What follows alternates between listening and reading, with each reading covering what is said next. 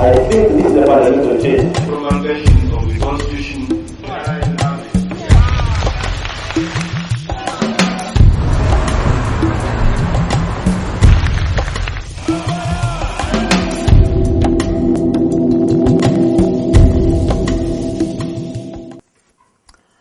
Hello and welcome to the first episode in our series, The Evolution of a Nation, a documentary series chronicling Uganda's political, social and economic milestones from 1944 to date. I'm Bat Kakoza. We ended the previous episode with Uganda entering a crucial period of 1960 during which the Wild Committee had been appointed to set up rules and guidelines for the independence. We also saw the breakup of UNC, the coming of Obote, the founding of UPC, and the fizzling out of Musazi by a clique within UNC. In this episode, we take a look at the recommendations of the Wild Committee, the growing popularity of DP, and the subsequent victory in 1961 parliamentary elections following Buganda government's call for a boycott, the Marlborough Constitution, and the first DP-led government. Thanks for joining us.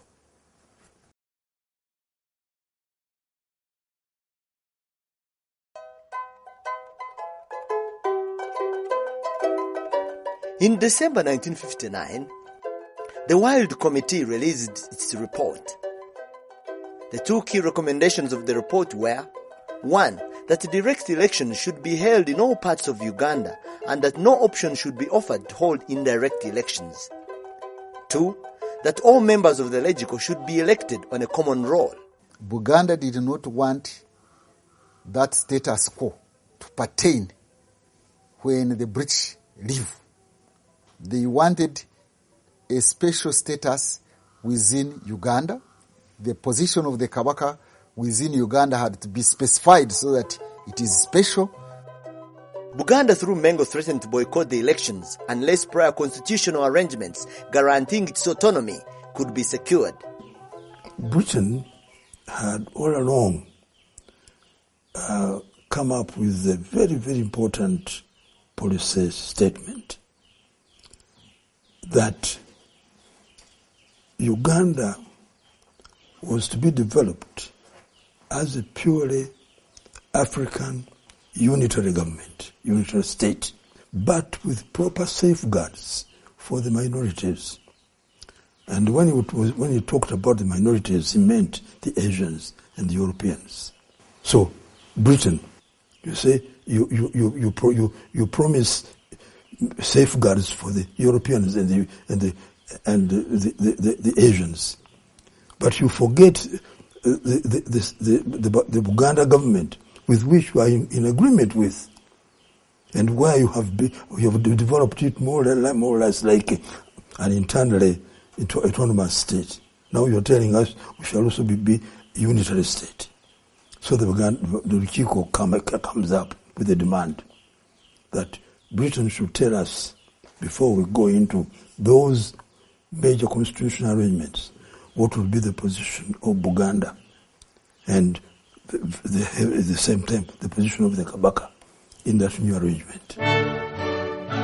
Later in June 1960, both members of the Legico and Luchiko sent delegations to London to argue their respective positions.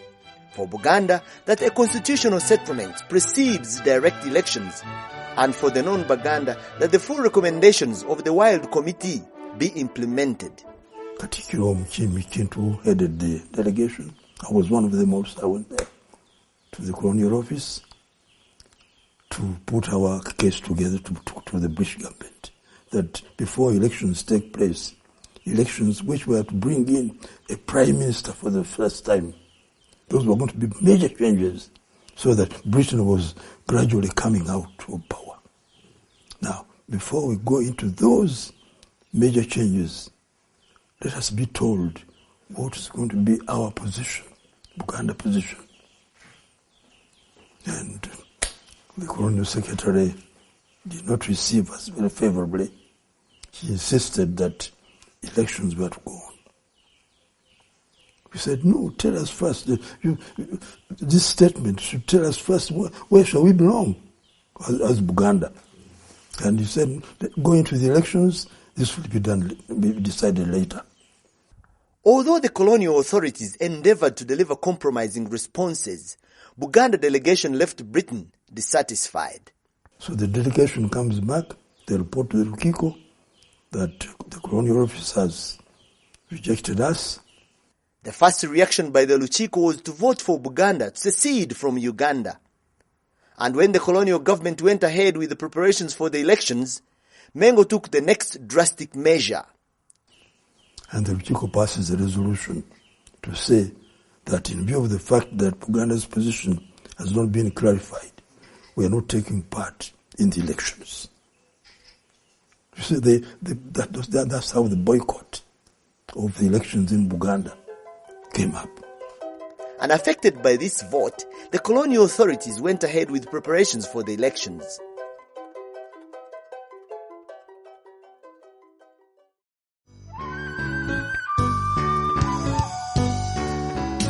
At the end of 1959, work on construction of a new parliament building began. It was completed in 1960. Secretary for the Colonies Ian MacLeod came to Uganda to officiate at the opening ceremony. He represented Her Majesty the Queen.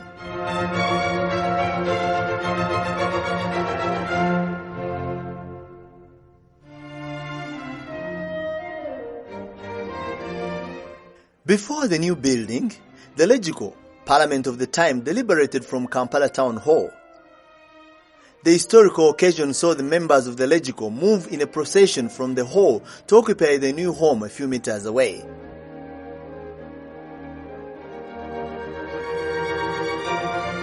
Also among the procession were traditional rulers, the Omukama of Bunyoro accompanied by the Omugo, the Omukama of Toro, the Omugabe of Ankore and Omwigarire. The Kabaka was neither present nor represented. Other guests included the Mayor of Kampala, the Speaker of the Legislative Assemblies of Kenya and Tanganyika, the Bishop of Namirembe, the Bishop of Masaka, the Governors of Kenya and Tanganyika, and finally, Governor Frederick Crawford and the Secretary for the Colonies Ian MacLeod.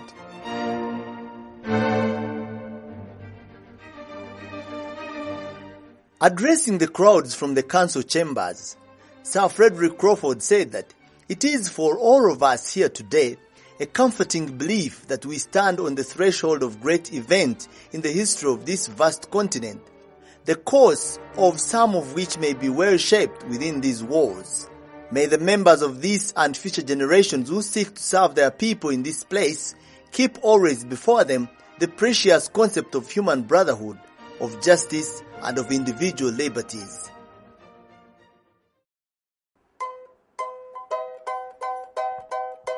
The completion of the parliament building coincided with the registration of voters all over the country, which was divided into 83 electoral constituencies. Buganda, with 24 electoral constituencies, had 36,000 voters, of whom only 5% registered to vote, compared to the rest of the country with 50 electoral constituencies with over 1,750,000 voters, of which 1,300,432 registered to vote, representing over 75% of those enfranchised. The Kabaka, through Mengo, urged his subjects not to take part in the election, and generally, the Baganda obediently complied. Through Mengo's intimidation, they were largely boycotted in Buganda, but elsewhere people participated, and the two parties that actually prominently participated were UPC, which had been formed in 1960, and DP.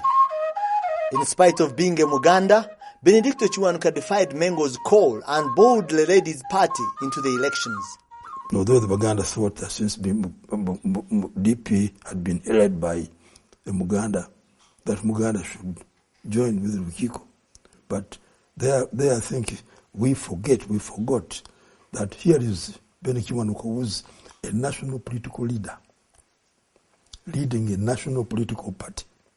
Now, maybe if he said he would side with the Rukiko, the DP would probably replace him by a new leader. They would probably say, no, since we are now siding with Rukiko, we replace you and we go ahead to contest elections. So she decided that his party takes part in the elections. But because of the boycott by the Rukiko, the electors, the turnout was very low in Buganda. She put up candidates throughout Buganda and Uganda. And since UPC was almost unknown in Buganda, they won no seat. We only floated one candidate in Buganda, and that is Kakonge. And do you know the constituency in which we floated in? It was in Rugazi. Why Rugazi? The DP had floated Balam Mukasa, a very big stooge of the British. Secondly, Rugazi is not a monolithic Buganda. They are the oppressed brothers from West Nile who had been destined to be the laborers of the colonial order. Yeah, that's and they are the ones whom we wanted to liberate. So our message could be received. So we beat him flat, and Kakonge was the only representative from Buganda in 1961. Evidently, Mengo had paved the way for a DP victory.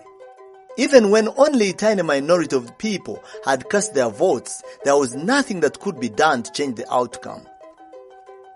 Although in the country as a whole, the UPC had polled a total of 488,334 votes to the 407,416 for the DP. The DP had won 20 of the 21 seats in Buganda, making their overall total 43 to the 35 gained by UPC.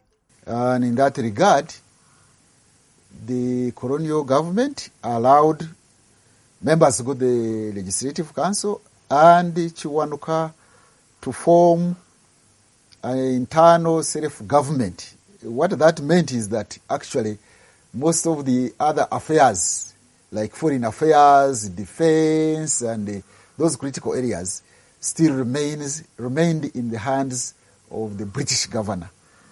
Therefore, it was not total independence, I would say, but at least the issues of governance or internal governance were now handed over to an African government. Uganda's new legislature was sworn in soon after the elections.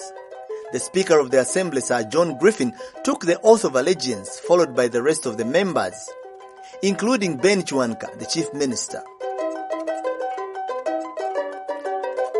Milton Obote, the recognized leader of the opposition, was also sworn in.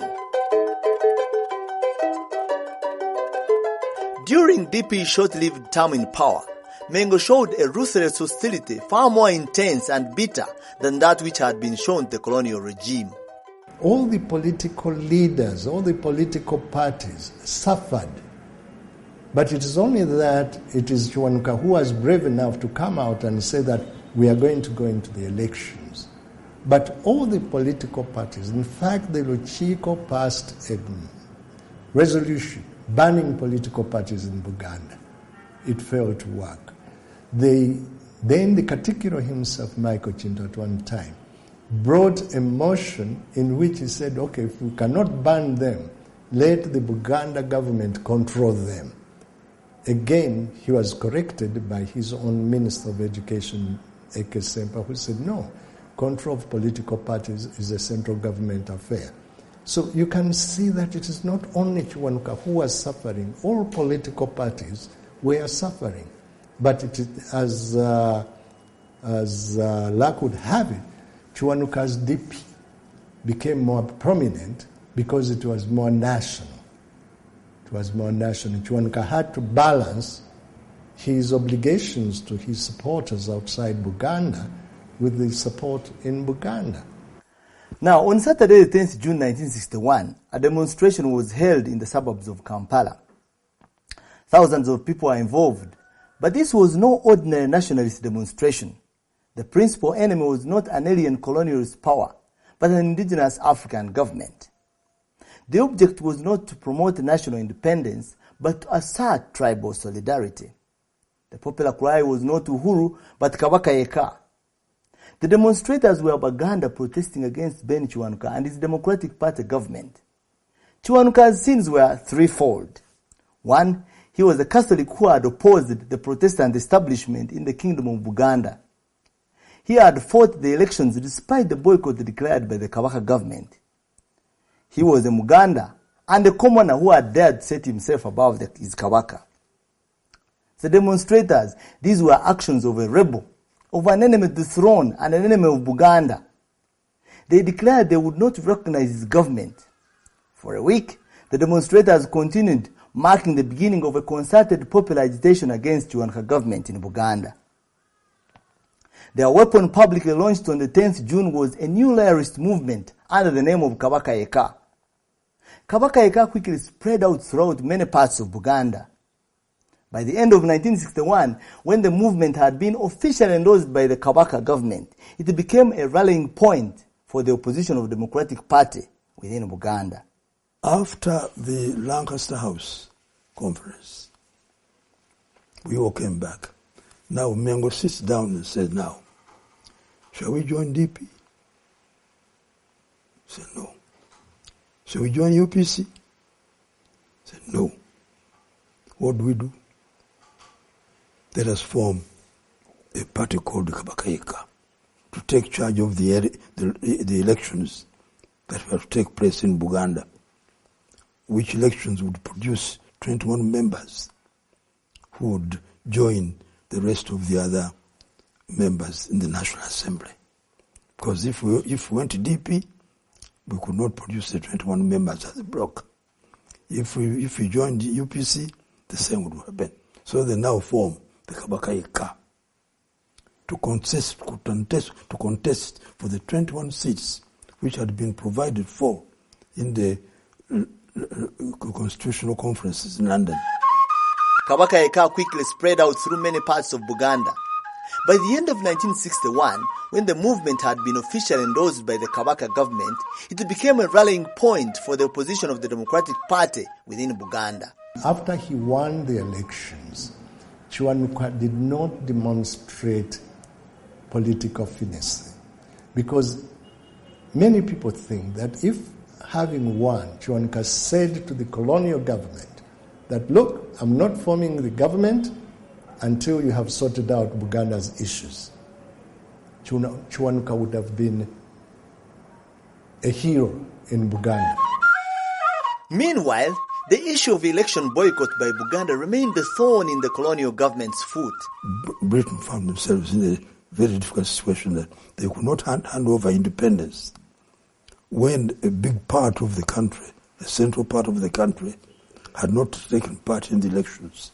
It became a reality to the other forces that were allied against DP and to a certain extent against Catholics.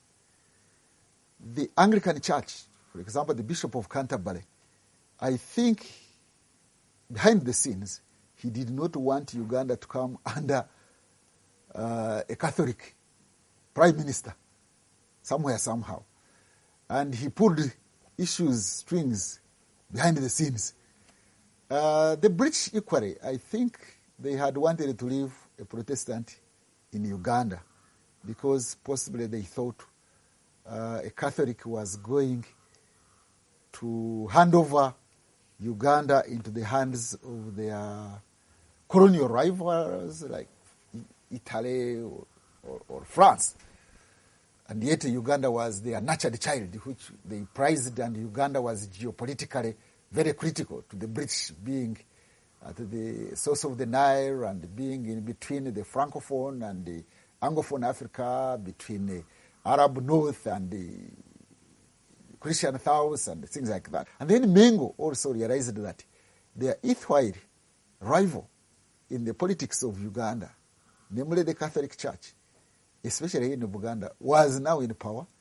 And I'm told also Benedicto Kiwanuka started making unguarded statements about Mengo and the Kabaka. He felt he was very important. He told the Kabaka the truth, that you read your own constitution.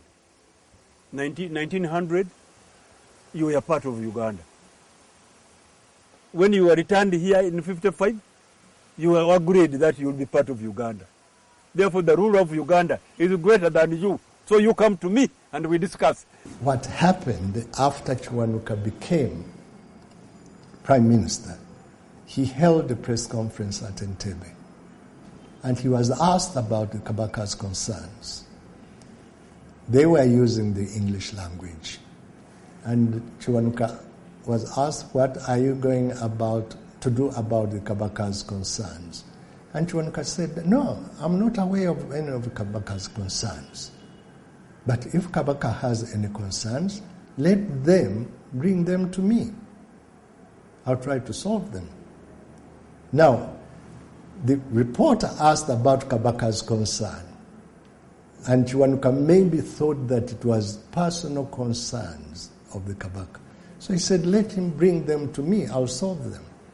The next day, a reporter by the name of Ezekiel Chimanji, the elder brother of the former Prime Minister Apollo Nsibambi, went and wrote a story with the banner headline, Kiwanuka agambye Kabaka oba alina ebimuluma agenda amulabe. You know, misinterpretation again. And the Baganda read this and said, what? Kiwanuka is summoning the Kabaka to go and see him? In English, the words, the terms he used were very normal and without any problems. But when translated into Luganda, they caused Kiwanuka a lot of problems. And it was unfortunate that the benediction was misreported. But because it was really unpopular, whatever is said, you know, people built capital out of it. The British government had set up a relationship commission under the chairmanship of Lord Munster in August 1960 to examine and advise on the form of government best suited for Uganda. The commission attempted to arrive at a mutually acceptable balance between the colonial administration that wanted democratized, united Uganda and the various kingdoms, especially Buganda, that wanted retention of its traditional institutions and authority pattern, and in fact, independent existence. That commission it was called the Relationships Commission under Lord Munster. He recommends in his report to Britain that Buganda should be a federal state, answering the Buganda demand. And not only Buganda, the other kingdom states also should also be federal states, so that left only 10 districts to be as under a unitary system. In September 1961, the Lancaster House Constitutional Conference was held in Britain, attended by all political stakeholders, to come up with a constitution that will determine the political future of Uganda. All the districts were represented by two people. Buganda was represented by 5. And these district councils, there were 10 at that time. Actually, it was big. Lango was big. Teso was big. Karamoja was big. There were 10. And they got each district council elected 2 of their people to sit in the Constitutional Conference in London. The Democratic Party, UPC also, had to send representatives there. And the kingdom also, the kingdoms, Buganda and the rest of the other kingdoms, also sent representatives. This pre-independence conference decided that a new mandate should be sought before Britain relinquished her responsibilities and protection, among other decisions. Accordingly, another general election was to be held in April 1962. These elections were to be for the areas outside Buganda. Buganda had been allocated 21 seats, which were to be indirectly filled by the Ruchiko. In the view of the British government, we had to have another election embracing Buganda with the rest of the other people, so that they could then hand over independence to whoever won those elections. The decision to hold another election, and particularly the indirect ones for the Luchiko representatives, was strongly opposed by DP, but to no avail. They betrayed the Ugandans by saying, oh yes, since there was not so much response from Buganda. They would repeat the election. And so Buganda was able to elect theirs in Ekitole, through the Ukiko. With the impending self-government elections in April 1962, UPC made an alliance with Kabaka Yekka in order to defeat DP. Obote had already made friends with Mengo when he sent in Grace Ibingira and Baraki Kiria to say now that Buganda has not participated in the elections which have produced Prime Minister Ben Kiwanuka, let's take advantage of this of the second round of elections when Buganda was expected to take part and make friends with them. So, which actually happened. What happened was that at the Lancaster conference, it was agreed that representatives from Buganda would be elected by an elected Luchiko. When it came to electing the Luchiko, UPC and Kabaka Yekka signed a pact that UPC would not put candidates in places where Kabaka Yekka put candidates. And that's why John Kakonge, a UPC, a non-Muganda, a Munyoro, stood in Lugazi on a UPC card. But the rest of most of the areas where KY put up candidates, UPC did not stand. Well, that's all we had time for from the series for now. In the next episode, we shall cover the 1962 elections, the Lancaster Constitutional Conference, and the independence celebrations of October 9, 1962. Thanks for watching and see you next time.